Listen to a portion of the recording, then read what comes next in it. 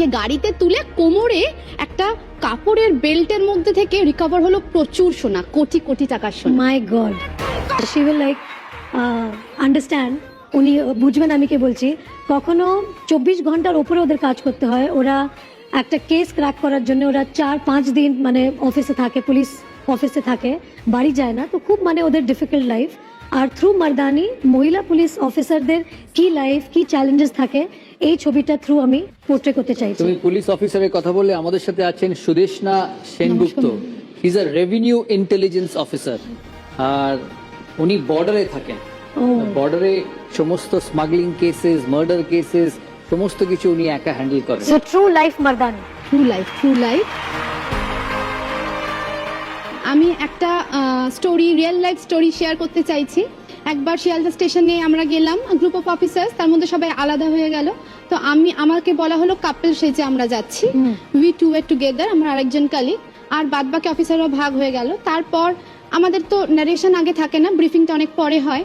আমরা ট্রেনে উঠলাম, ট্রেনে উঠে আমরা বর্ডারের কাছাকাছি একটা শহরে গেলাম। সেখানে গিয়ে আমরা কাপলের মতো ডাব খেলাম, টোটো চড়লাম, একদম বর্ডারে ওই কাটা তারের বেড়া চারা সব দেখলাম। দেখে তারপর আমরা ফিরে আবার স্টেশনে এলাম, যাতে কেউ না বুঝতে পারে। টিকিট কাটলাম আবার ট্রেনে চড়ার জন্য।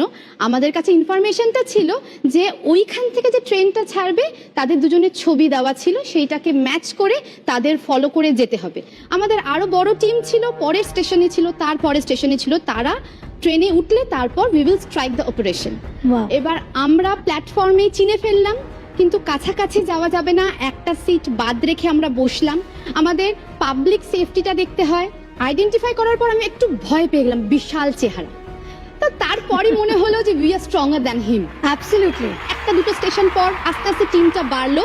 টিমটা বাড়ার পর যখন ও বুঝতে পারলো, তখন ও উঠে দাঁড়ালো এবং আমাদের দুজন অফিসার যে ধরতে গেল, একটা ধাক্কা মারলো। একজন অফিসারের শার্টের পকেটটা ছিঁড়ে হাতে চলে এলো। তারপর একটা গামছা দিয়ে ওর কোমরটা বাঁধা হলো, বেঁধে রাশ করে টানা হলো, তা ওকে নড়ানো যাচ্ছে না। দুজন অফিসার দুদিক থেকে ধরেছে।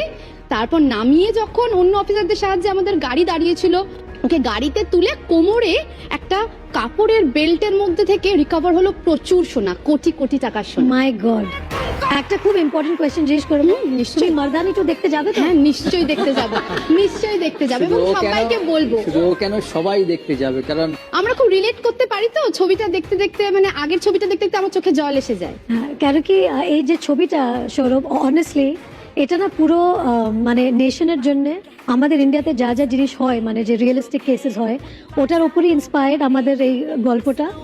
আর বেসিক্যালি এটা not only for the women, for all the men as well. তো এই ছবিটা